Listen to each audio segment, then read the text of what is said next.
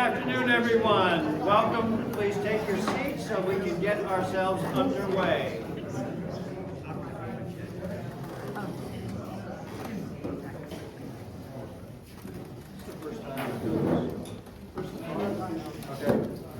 I want to thank you all for coming and being here for this. This is an important time for us, and to the best of my knowledge, that this is the first time that this sort of thing has taken place for a parish, or this parish, to have a financial update at this time of year.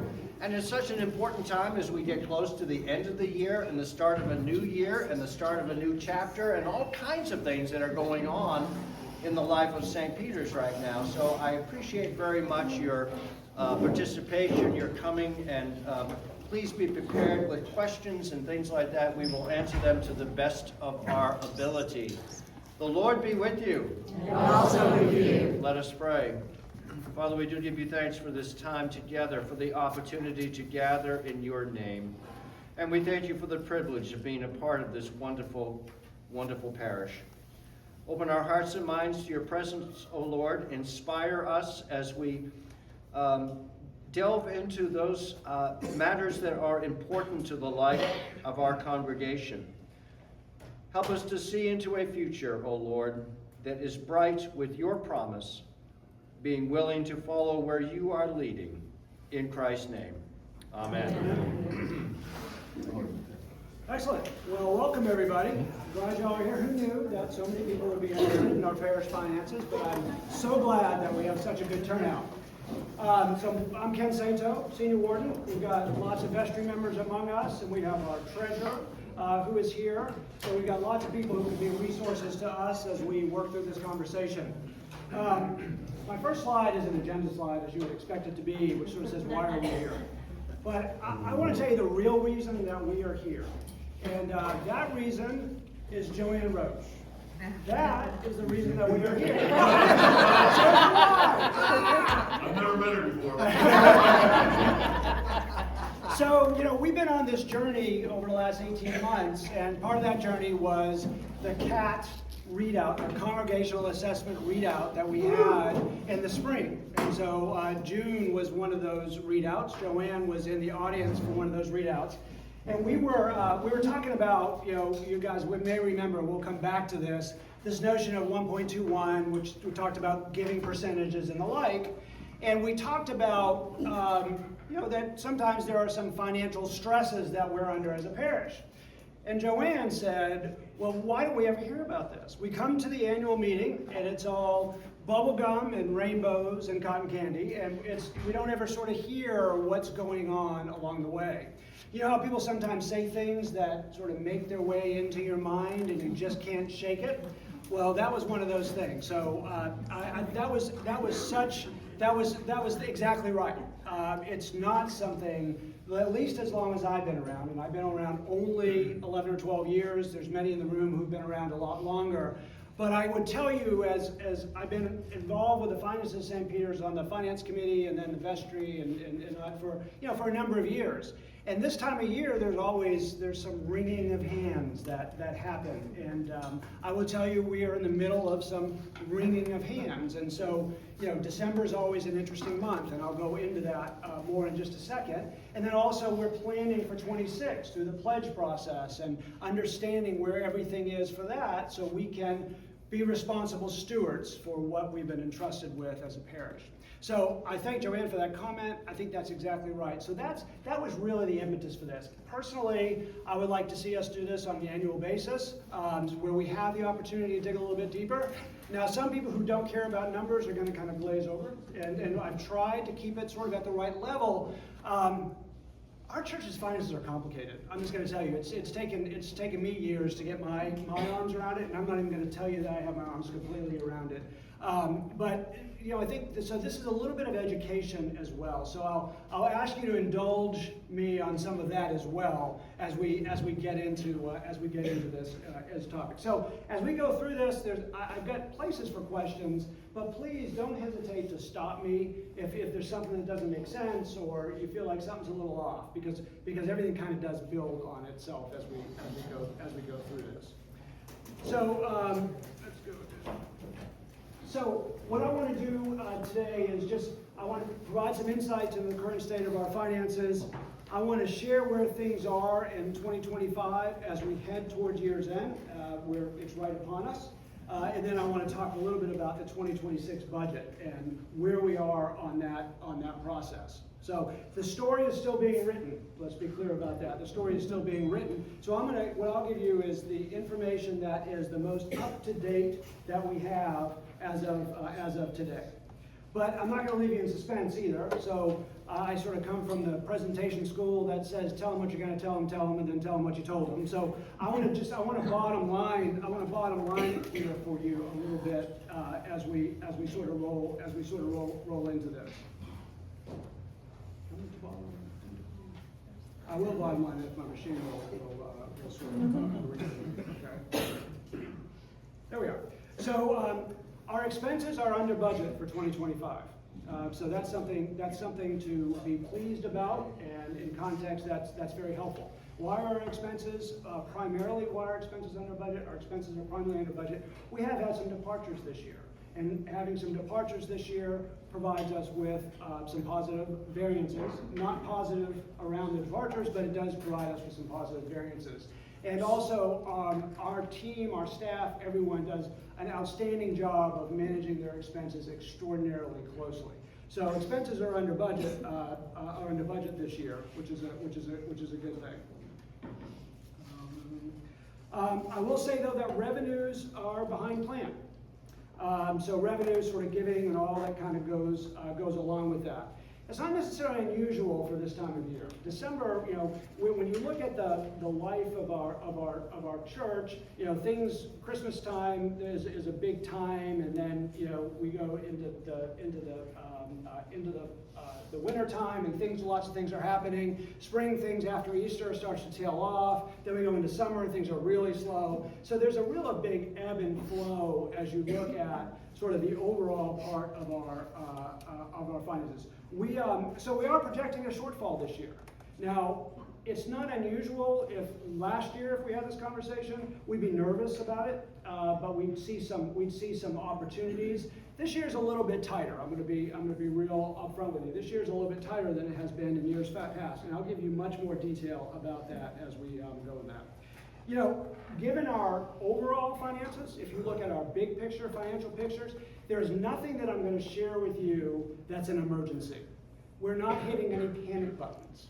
But what I am here to share is that the situation that we're in is not one that's sustainable. And so we need to continue to look for ways to be creative to find our way forward on this. Again, more to come on that. But I really do want to underscore that is that nobody's pulling any ripcords or saying that there's any emergency. There's not. But we are expecting a bit of a shortfall this year. The good news, our pledges are up for 2026. In fact, this year, for where we sit right now, which is in obviously December, our pledges are higher than recent memory, if all time, at this time of year. Typically, our pledges, they roll in through the first quarter of the year. So we generally expect that we're going to get some more pledges in the first quarter of 26, for example. This year, the pledges have come in early and they've come in very strong, and so we are well ahead of where we were last year. So that's good news. That's a commitment. That's at least from my vantage point, that's certainly some confidence in what the future holds for us, and I think that's a reason to be excited. We are forecasting our expenses in 2026 to be higher than 2025, but as you'll see, most of that is stuff that's out of our control. We're not spending money on really anything new. Most of this is all health insurance is going up 5.5%, for example. We got to service our organ. I mean, so there's those sort of things that are just coming up. So most of what we'll talk about in terms of our expense increases year over year are all associated with things that are outside of our control. And this is an important point, and it may be a surprise to you, but as is always the case, our pledges do not cover our forecast revenue, and they generally never do, at least as long as I've been around. So, Jim likes to remind us about this a lot, is that In the regular business world, they say hope is not a strategy, right? We all know this, right? But in this world, faith is a bit of a strategy, okay? And I know that sounds like, gosh, but faith is a bit of a strategy. So I can tell you, for the last couple of budgets that I've been involved in, that when we've approved them in December, this has been sort of the way it is. And frankly, it's generally always worked out. It's always worked out by the grace of God. It has worked out. So, but that's an important point. And again, if you sort of look at it on the face of it, that might make you very nervous. But again, it's just part of the way the ebb and the flow of this works. So before I go into some more details on the numbers, one of the questions that I wanted to proactively answer is I wanted to tell you why you should believe our numbers. I mean, we have got a set of processes around managing our controls that I think is really, really strong. And so I was going to ask Connie just to share a little bit about that, Connie, our treasurer, because I want you to have confidence, always have confidence in what we're doing when it comes to managing the resources of this parish. All right, thank you. Good evening. You just have to show me how to make the. I'll work on that. I don't know how you made that happen. But briefly, just to say that we have thought a lot about the controls, because when you have a small office, you want to make sure that one person doesn't do all the things together, that they don't pay for something, record it, and then reconcile the bank account, because that means you might not know really what's going on. And so we have controls that are in place on a day-to-day basis. All expenditures require approval by a second party, so one person can't spend and approve their own expense. We also have budget owners, and so we make sure that the spend is consistent with the intent of the account. We also ensure that, okay, so that they've been approved again and they're consistent. You want to go to the next? Yep. Month and quarter end. So that's just on a day-to-day basis what happens. On a month and quarter end basis, we have an independent, separate bookkeeping accounting firm that actually reconciles the bank accounts and makes sure everything balances. And so you have, again, a separate person, the person that spends, person that approves, and then another party that reconciles the bank accounts. We have Lee and I meet monthly, so when we get the statements, we review all the accounts, we follow up on any variances, we put together the reports, and then we also monthly meet with our rector and also senior warden, and Jim often attends as well, so we review and also make sure that we understand, again, there's no questions, that it all makes sense. Then I pull together a report, and that goes to the vestry every month. And then on a quarterly basis, I kind of pull together a quarterly summary, and that's discussed with the vestry and the finance committee on a quarterly basis. So we have a lot of eyes looking at it to make sure we know what's going on and that it makes sense. And if we find something that got stuck in the wrong bucket, well, we just change it to put it in the right bucket. And then we also have an annual audit. So we have an independent audit firm that comes in and they do tests of transactions. So they select different transactions and make sure that it was approved, that we followed the process that we told you about, that it ended up in the right bucket. And ever since I've been here, we've had clean audits, and I say up here maybe almost clean, because one thing they can't verify is the historic cost of our church and property. So we have a value on our balance sheet for some of the property, and they can't attest to that, and that's very common for historic churches such as ours. And so we receive clean opinions, and then they observe our cash handling procedures and other processes, and they give us comments if they think there's something that we can improve. So I think you should feel really good about our controls, and you can have confidence in the financials that we have. Thank you. Any questions for Connie? This is a hard one. Church on the south end lost $600,000 to somebody who stole it from the church. I assume they didn't have half of what we're looking at right here. Exactly. They had a situation where the person was kind of writing checks and approving it, and then like reconciling the bank account.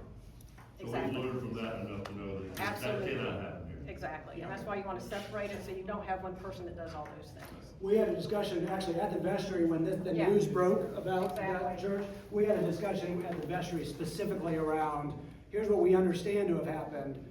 How would our process have responded to such things? And this is sort of where we landed, for sure. Yeah, So- but good question, because that's what we worry about, is like, we want to make sure that can never happen. Yeah, less of a question, more of an intro to discuss how that's not gonna happen here. Yeah, Exactly. yeah. Thank you. Thank you, Connie, and we are so appreciative of Connie and the work that she does on our behalf. It's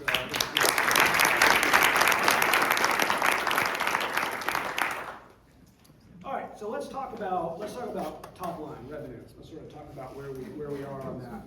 So the first thing is to understand so what was our budgeted revenue? What was our budgeted top line for this year? Our budgeted top line for this year was right around $1.2 million. Okay. Now I included 24 in there because I wanted to share that we didn't have a crazy increase between 24 and 25. Okay, that increase was really similar to what we're talking about this year, in that it was a lot of expenses that are just getting more expensive to run stuff around here. It's getting more expensive to do anything, as we all know in our day-to-day lives. Okay, so I just wanted to have that for context. So when we talk about where we are against our current revenue, there's two ways that we talk about it. The first way is this notion of straight line. So if you were to open up our P&L right now, you would see a budget number for to date through November. What that is that one. Why don't you tell some people what a P&L is, because some people don't know. Excellent question, thank you. P&L, profit and loss, and I know it doesn't sound right to talk about that in a church context, but so revenue versus expenses. So that is the statement, one of the statements that we go through regularly to sort of see where we are. And generally speaking, revenue above expenses is good, revenue behind expenses cause for concern. So that's the sheet, those are the sheets that we are looking at. So, thank you, I appreciate that. If you were to look at our P&L, our revenue versus expenses, you would see a budget number in there. That budget number is simply divided by 12. Okay, so it's $1.2 million divided by 12, and that's what's in that statement for our budget. Now, that is not realistic. That is not the way things work around here. It's just not. We all know what our giving patterns are and when that all happens. So we have another approach, which is a historical trend, which is affectionately known as Jim's spreadsheet. So Jim did us a solid a couple years ago, and just the way Jim's mind works, which I so appreciate, and he sort of said, well look, we should be able to look over the last 3 to 5 years, and we should be able to sort of understand what the ebbs and flows are. It's not a perfect thing, but it's a thing. So we have another schedule that we use that, based upon the 3-year historic average of what comes in on those months, we have the percentage mapped out, and so we kind of look at that as another gauge. So for example, in December, typically 12.89% of our revenue comes in. So that sort of gives you the example, right? And so we look at that every month based upon Jim's schedule, and that just gives us yet another feel for how things are going. Okay, does that make sense? Just sort of. So those are the two ways that we look at it. Now, the last thing I will tell you is that the revenue numbers, the actual revenue numbers I'm going to share with you, are through the end of November. Okay, so these are through the end of November, so it doesn't include what we've had sort of since we've started here. So here's where we are in the straight line method. The straight line method will always look worse than it is. I mean, that's just sort of generally what it will be. So here you see is that to date, our actuals are $828,000. The straight line method says that we should be about at $1 million right now. So there's a gap there, obviously. The gap is a little less if you look at what the 12.89%, the percentage, the historical percentage looks like. The gap's a little bit less, about $150,000 less. What does this tell us?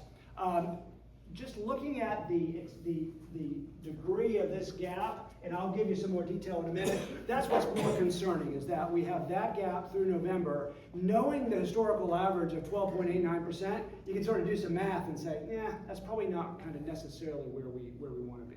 Okay, and I'll show you exactly how we are thinking about what our shortfall. And I will say, whenever I talk about a potential shortfall for 25, it would give me nothing more. I would have no more pleasure than to tell you that I was dead wrong. So I want you to know that. So, how about expenses? So we budget our expenses equal revenue, right? We budget flat every year. So again, just the 24 to 25. Now our expenses, I will tell you, are through October. Why are they through October? Because we are meeting tomorrow for our finance meeting to close the November books. I did not want to share anything with you that was not closed, because things kind of change sometimes, and I just wanted to be as accurate as we possibly could be, okay? So this is through October. We are able to, because expenses are much more predictable than revenue, we're able to forecast pretty well in terms of where we're going to come down on that, so that doesn't really skew the results too much. So on the expenses side, I mentioned a positive variance. We have spent $60,500 less than what we were forecast to spend through October.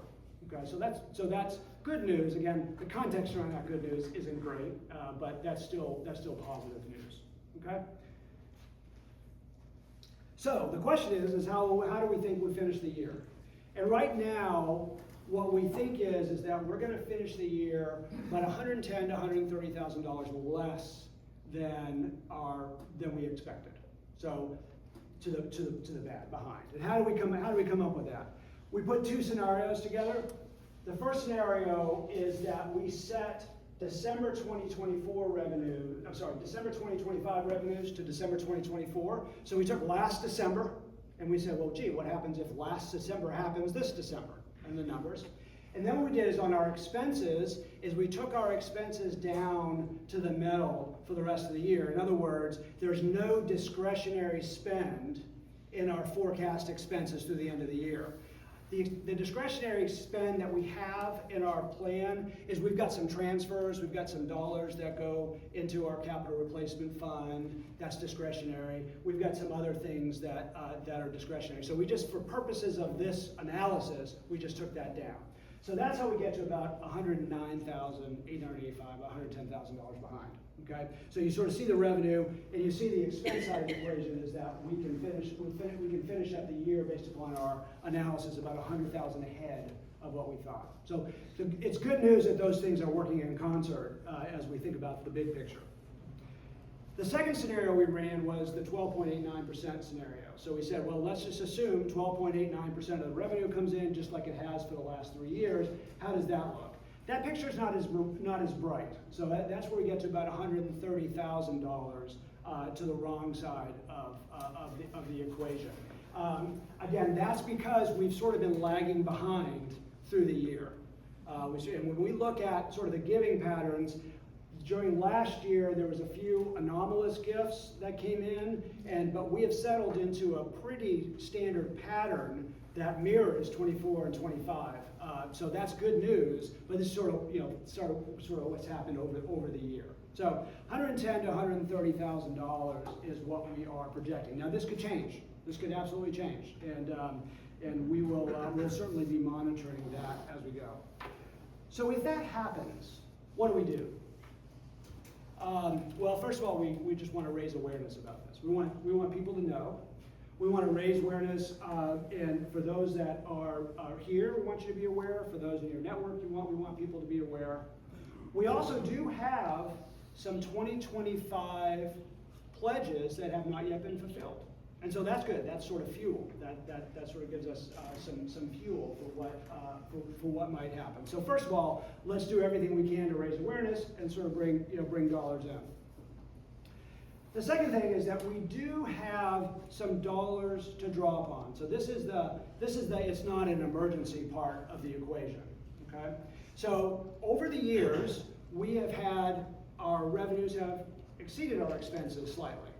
And so during those years, some portion of that has gone to some additional outreach and some other things. And also some portion of that has been set aside for a rainy day. And that rainy day could be a true rainy day. We put some money aside into some capital replacement. We put some stuff aside. And so right now, we've got about $102,000, $103,000 that are available in that sort of rainy day bucket. Okay. Now we don't want to tap it, but you know the reality that sets in is, well, what do we do? Because we do not deficit spend. You know, just that we're going to spend straight out of what we have. So the other thing that we have is that there is, without getting too far into the weeds here, is that there is some fund at the foundation. It's called a quasi fund, which really it's a fund that the vestry has access to, going through a certain number of sort of process steps and procedural steps. The vestry does have access to that, and that it is there for could be there for times such as this. Okay, we don't want to touch it, but it is there for us to do that. There is $233,800 in that account. So that's good. That's good, but again, that's not a place that we want to go. But we do have an option to get there. So the bottom line, again, I want to just continue to sort of underscore: not an emergency. We've got options, but it's certainly not a position that we want to continue to find ourselves in. Now, one question that somebody might have is that, well, gee, is our attendance off? Right. So there's giving, and then is our attendance off? Our attendance, I did the math today in anticipation of that question, is that through November, we are about 6% less this year than we were in 2024. That accounts 17 people is what we're talking about. So I'm not sure that we can necessarily, that there's any smoking gun there, but it's a reasonable thing to wonder about, especially we're in this time of transition and all that kind of goes along with that. I think the fact that we're only 6% behind, I think that's actually pretty darn good. Now, again, I haven't been through this before, this kind of transition, but personally, I'll take that and I'll be pleased with that. So, just to give you another layer of context. Does that all make sense? Yep. What questions do you have about that? Because I want to go to the budget side, but I want to make sure we answer your questions early. I got a question about bank drafts. About bank drafts, are bank drafts working well? I mean, what I fear anyway is that people don't put in the plate as much because they don't see other people putting in the plate. And so, is that something you've talked about a little bit? Online giving. Yeah, the online giving. Online giving. Well, I will say that it's working, and a lot of people want to go that direction. I see your point. I hear your point about sort of the perception of it all. But I will say we have a lot of online givers. The good part about the online giving is it's just recurring. It can be recurring, and so that helps too because people don't have to think about it. And that once they make their decision, it just sort of happens. What would you say? I just think that if there's less in the plate, it's just less incentive for other people that don't have that bank draft thing to put in the plate. There's definitely some psychology to that. Yeah. I wouldn't disagree with that. Go ahead. Apparently there is something though on Realm that if you set up your giving on Realm, you have to go in and set it up for the next year. I don't think every time that if you do it through Realm I don't think every time it picks up. And so we have had people, and this happened to us as well, where it's like I thought I was giving, and then I looked like, holy cow, it wasn't coming out of my bank account anymore. So it kind of works both ways. But if you set it up as, like if Lee sets it up as a bank draft, it kind of continues. So there's like a couple ways to do it, but it's good to check if you're giving online or through Realm. Check and make sure it's really happening. That's right. And particularly with your pledges this year, in January 1st, you should divide whatever your pledge was and change it on Realm. Yeah. Otherwise, you're still giving at last year's level. Well, we do that. My But what thought we're- is, Yeah. Seeing how much does is that in the affect the plate? Yeah. Good question. And I don't think we have any empirical The other data thing- that say that, but I get your point. The other thing too is, do you have any way to track pledges versus actual on those particular, there's a lot of people that don't have the bank draft, but I mean, if, is there, how far is the downfall? I know it's a downfall, but how far is the downfall from pledges versus what they give? Online, or? Or just in I mean, general? how short is it? Yeah, I don't. Yeah, I mean, I don't, You'd have to track, I don't, Yeah, we do have but that. we can- We do, I don't, but with the system tracks that, I don't have access to that There, data. there so- was a time when quarterly you get a note that says, hey, just FYI, you're $100 behind, or yeah. $1,000 ahead, I or remember whatever. that. We still get the giving statements. Does everybody get a That's, statement? that's still going. What, you've looked at the data for pledges, if the pledges are off, I mean, if giving against pledging is off, what's your conclusion on that? Yeah, well, it's St. Peter's and we're all over the place. I mean, that's just the nature of things. Some people are way behind on their pledges. I understand that some people give their entirety of their pledge during the month of December, Wow. which makes things rather harrowing for the vestry and the financial folk, but that's just the way they do it. And others have given way beyond what they pledged. So, for instance, right now, there are a number of people who have not yet fulfilled any of their pledge, and that comes to about $57,000. So you just have to wait and see what's going to happen. Yeah, I mean, we don't, what I understand is that there hasn't been any discernible trend that sort of says that, 80% of people who pledged X are coming in 25% below. There's no discernible trend there. There's still a category called faithful givers, people who always give, but don't pledge. Yes. Oh, yeah. Still a category. There's still, yes, we Well, still yeah. have that. Yeah, I can track that. Yeah, And we have, I'm trying to remember what the number is, because I did write it down. I think it's over 139 people give but don't pledge. Okay? Or give people, family units, whatever It's you just want to call in, it. Yeah, it's just, again, That's- people, that's true people are everywhere. gonna do what they're gonna do what they're comfortable with, and that's fine. That's just the nature of it. And those, by the way, are identifiable gifts. This isn't if somebody throws a 20 into the plate, we have no idea who did that. But these are things, and so there could be people who aren't members who just come, but they wrote a check. And if you do that, there's a way of tracking, and it goes into the system. So don't run too far with that information, because you can't discern everything from it. Absolutely, we're grateful for, believe me, we're grateful Yes. for every dollar that comes in, for sure. Diane? I want to go back to your discussion about how many people we lost this year. Uh-huh. How many did we gain? Well, again, all I can do is go by the numbers, and I was just comparing, our Sunday attendance as it's gathered this year through to date to last year. Because it's not a person-to-person kind of way to calculate that.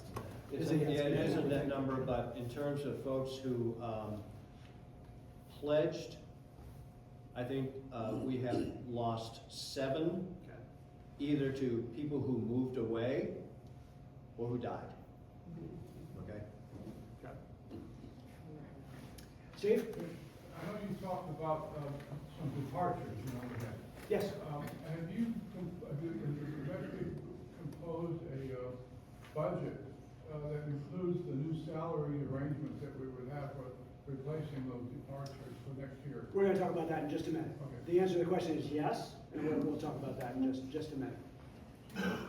Yeah, this one's a little more strategic, and everybody's in a different place tax-wise.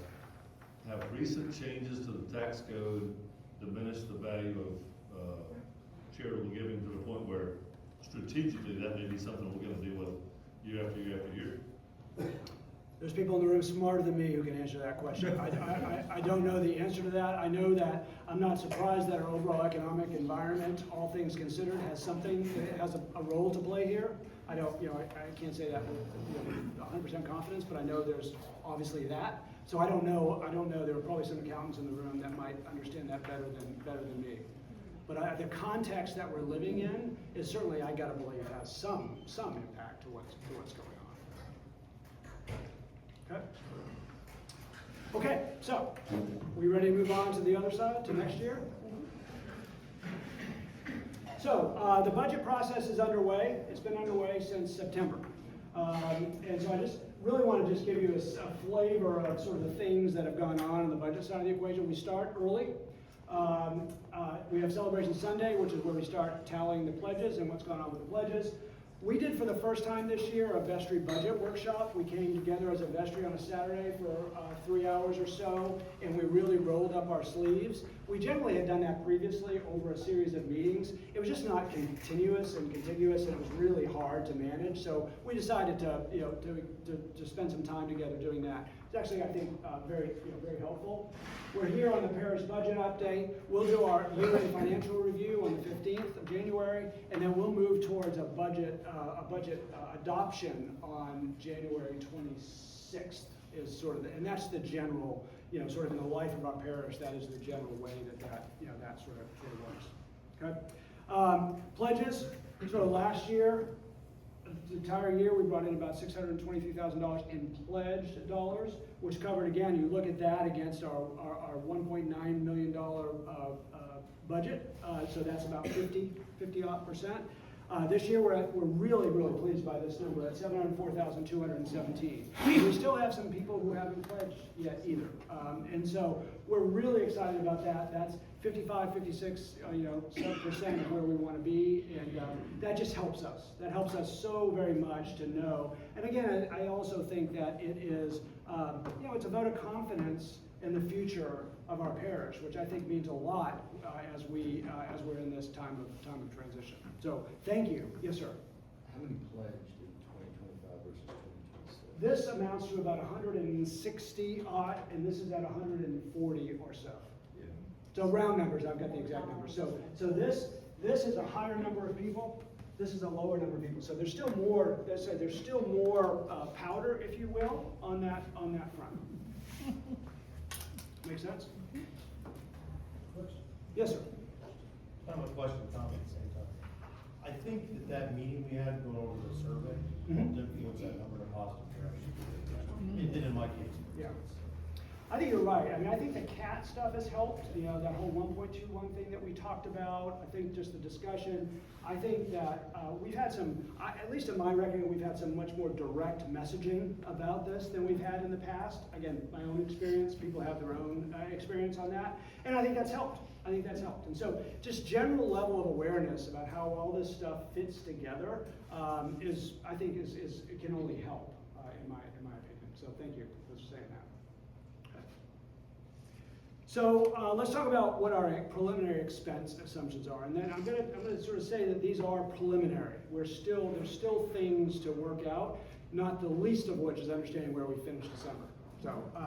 So we really have three components to our expenses. We've got personnel expenses, which is clearly the largest component of what we've got. Then we've got parish expenses, and then we have ministry expenses. Those are sort of the three. In general, it's our goal here is to keep the budget flat year over year. That's sort of the starting point. The Father Doug went through a process with the staff, went through each of the areas, and talked about sort of the puts and takes, what's needed, and all that goes along with that. And we talked about this through the budget workshop. So as a general rule, that's sort of where we talked about. For ministry expense, the price is a small increase, but the diocesan pledge, that's the big driver. 10% of our calculated revenues from the previous year go to the diocese, and we had a good year last year, and so that number is going to go up from what it was previously. So that is an uncontrolled expense, and that's just part of the way it sort of works itself out. That's the primary driver. There's a couple of other small things in there, but that's the primary driver. In the parish expenses, P&C insurance has gone up a little bit, 4%. 4%. Building supplies are up a little bit. Computer software, the subscriptions for computer software across the board have gone up. I mean, those are the type of things that we're talking about that are just driving sort of these increases. Again, short of saying we're not going to use those pieces of software, which doesn't make any sense. That's sort of what we can expect. Yes. again, does everybody know what P and C is? Property and casualty, sorry, thank you, sorry. I was a consultant for a living, and it just, all these word soup comes out of my mouth, I apologize. Is the software used, computer software, you talking about financial, like, Yeah, I think Yeah, it's it- that, it's ACS, well, go ahead. Yeah, it's the financial software, it's the software that's used for the website, you know, when they publish these emails and things, that's all orchestrated by software. There's software related to our locks in our system, so, yeah, it's everything that is used to run the church. The music? I don't know if there's any Music. software I thought there there. was There some is software allowed. that's probably under ministry, Yeah. is probably the music Okay. and the organ, Yeah, that's right. yeah. It is important to note that one thing, as I mentioned, this is all preliminary, so one thing that I do want to mention as well is that transition expenses associated with bringing on a new rector have not yet been included in the numbers. And so what might those transition expenses be? Moving expenses, for example. Again, we don't know where a new rector will be coming from, so that's a bit hard to estimate at the moment, but moving expenses. We've got bringing people on, all the transition that just goes along with sort of bringing somebody in. We've got welcome things to do and all the things that go along with that. None of that is sort of currently factored into the numbers. So we'll have that put in as we get closer to getting things done. Now, this kind of starts to go to Steve's question. Personnel expenses currently sort of appear flat year over the year. We've got the vestry still has some decisions to make about what we're going to do with the personnel numbers. Okay, so we've had to make lots of assumptions. So we've had to make assumptions, for example, about what will the new rector's salary be. As an example, we have a range that has been published out there. We sort of assumed the high end of the range, and what will the new rector's insurance be? We've assumed family. So we've had to do make a lot of assumptions around all of these sort of things. The other thing that we wanted to be really careful about is that when we get a new rector that comes in, they're going to make decisions about how they want to staff the church. I mean, that's their decision. So what we as a vestry are really focused on is a pot of money that sort of says this is how many dollars that are going to be available for staff, and then a new rector will come in and decide how it is that they want to spend those dollars. Now, what I will tell you is that we, again, very specifically to your question, is at the moment we do not have in the budget, for example, replacing Rachel, the adult formation and communication. Currently in the budget, that's not there. That's not there. And so we've done a lot of math to understand what the additional cost would be to do that. And so we're just really trying to understand and figure out and settle where we want to be. It really does kind of come down to ultimately where we think the revenue side of the equation will come down. So we're still working through the staffing model. We have also developed a vision for what we believe is the right staffing model long term, but it's also a very expensive vision. And so we're still working through all the things that go along with that. Now, there's a lot more detail there. So, Steve, direct me here if there's more information that you would like to know. I think this is the right approach. The only thing is, you can also look at when you find the person and they demand the salary that they want and the benefits and all of that goes on, and also the other people that need to be brought in. And we're probably going to have to come back to the congregation and say, okay, here's what we got to have, and this is what you guys have to pay. Yeah, I mean, there's a very real scenario that there'll be some discussions. My hope is that there'll be a little bit of a settling in, and that the new rector gets to know our situation and really gets to know what's going on, and then can cast their vision for what the right staffing model needs to be. But I think you're right, and I'll get to this in a minute about sort of really, when we think about our expenses versus our revenue, our expenses are managed very tightly, and they continue to be managed very, very tightly. And so where we are right now on the personnel side is just really keeping them flat. Now, what are some things that will drive it up a little bit? Well, health insurance is going up 5.5% this year. And health insurance, of that 700,000, 750,000 or so, health insurance makes up a lot of those dollars. Health insurance is extraordinarily expensive for us. And we actually, at the end of the vestry budget workshop, there was some, again, wringing of hands, and they said, well, we need to call the diocese. We need to find out what's going on with that. So we called the diocese, and they said, yeah, it's kind of expensive. so there is a move afoot on the diocese to sort of look into this, but it ain't going to happen in 2026. So that's sort of where we land on that. I got a question. What's that? I got a question. Yes, sir. How threatening is that to the staff? What's that? Health insurance. What do you mean? What do you mean threatening? You're just talking about realignment with it. No. The diocese is looking into different insurance plans to make available.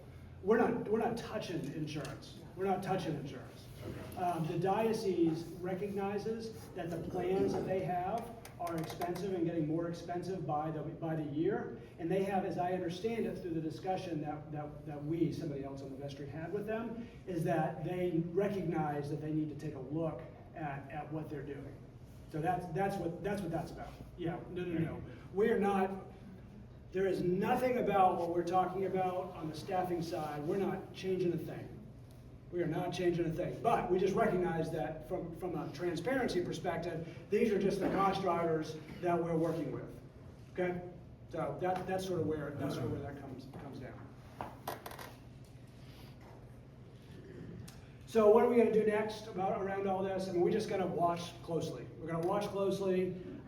We're going to refine our budget based upon the latest and greatest information that we have, which comes in, like we'll have more information when we sit down tomorrow at our next finance meeting, review meeting. And just continue to encourage the parish to submit their pledges, because that helps us on the budget side, obviously, as we work through these things. But I do want to come back to this 1.12 thing that we talked about sort of at the CAT. Again, now I'm just speaking as a fellow parishioner. I've spent a ton of time in these numbers, and I've looked at rules of thumbs that are out there for parishes across the country. One of the rules of thumb, for example, is that staffing as a percent of giving, or 6% of the top line, ought to fall right around 60%. Even at the most bare, we're pretty much bare bones right now on staffing. We are pushing outside of that 60%. And knowing what I know about the expenses and how we manage our expenses, that I can't draw another conclusion and say we've got a bit of a revenue problem. So I'm not sure that we can cut our expenses and reach our goals. That's just what I think. I mean, so again, I'm not talking to you as a senior warden, just as a fellow parishioner. That is sort of my conclusion as I've sort of looked at these numbers up and down. So I think it's a challenge. And so clearly bringing on and attracting new people in. Father Doug and I talked about this the other day. We have a great product. We've got the best product going. And we think that being at St. Peter's, I mean, there's no better place. And so it's not that we have a product problem. And so we're going to get through this transition period. There's going to be some new energy breathed into all that we're doing. Hopefully that will attract some new people. Hopefully that for some of the fence sitters that we have that are out there who are waiting and seeing about what's next, they're going to kind of come back. So we really, I think, need to think about this from more of a top-line perspective. We always need to manage our expenses. We can never be complacent about that, but I don't think that's necessarily what we are. And as Father Doug said, is just imagine what we could do if we could grow beyond that 1.12. And so that's, that was one of the key messages that came out of the CAT. Okay. The 1.12, just to clarify, is Yep. the percentage as compared to, say, a 10% tie. Yeah, no, so the 1 point was great. The CAT survey, what the CAT survey told us is one of the questions that was on the CAT survey is that people self-reported their income. Right. And then people also self-reported the giving side of the equation. And so what Holy Cow does is they do the math. And they came up with 1.12 for us. And across Episcopal churches that they do this with, they do thousands, but they did 700 and some odd Episcopal churches. 2.5 is sort of their number. I mean, it's sort of the average across Episcopal churches. And so they told us, based upon, again, it's all self-reported data, but they told us that, you know, that's a gap. That's an opportunity, is what that is. That is an opportunity. So it's something for us to keep in mind. We've learned so much over this time of transition, and I think it's really going to help us in the long term. But I think we have a great awareness of where we are as a result. So go ahead, Roy. One more question. Yes, sir. Please bring it on. We're here for it. You know, I know that the solar panels were a big expense. How was that paid for, and do we have any other big deferred maintenance expenses that we haven't done yet? I'm gonna let our junior warden speak to that, because we do this. The solar project's been a smashing success, and Jim's got that number. We just finished doing an analysis that compared 2020, 21, 22, 23, and 24, and what we were spending on our just electricity. And then we changed two things. We put in solar panels, and we changed out the two components of our air conditioning system that was installed back when that building was built. Okay? And right now, finishing up this month, it looks like our electric bill for this year compared to an average over the last 5 years is 50% less.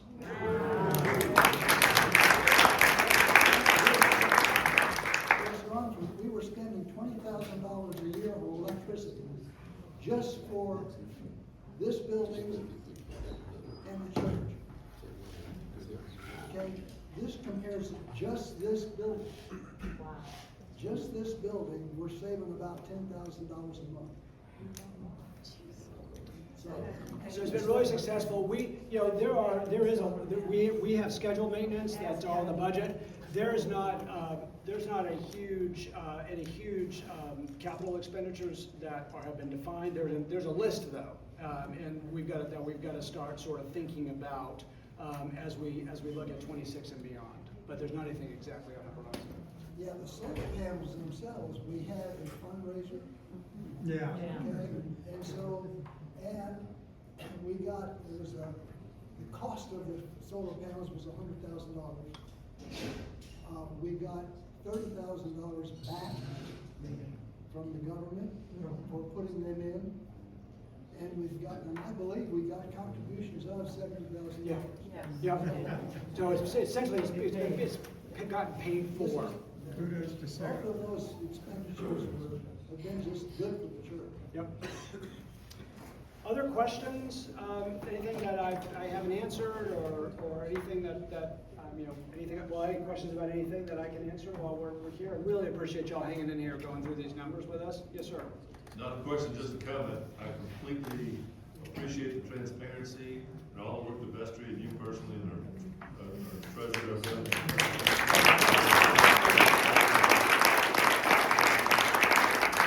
Very well thought out presentation, and it helps a lot. I'm glad my wife asked the hard question. There you go. All credit to her. Okay, anything else that I can answer? We've got a great team. We got, again, we can't thank Connie enough. The vestry has been wonderful. So we've got a really, really good, solid team thinking about this every day. So, other questions? You've heard enough from me. Okay.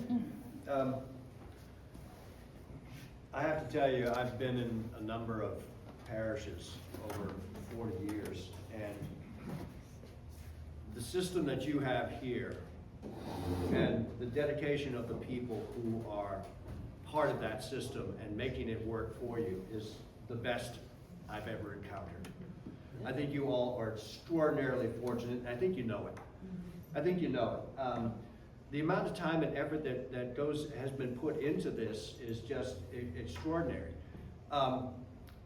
Right now, we are, if you recall from the numbers, about 13% ahead pledge-wise from what we were for the totality of our pledges from last year, which, as Ken said, continue to come in through the end of the first quarter of the new year.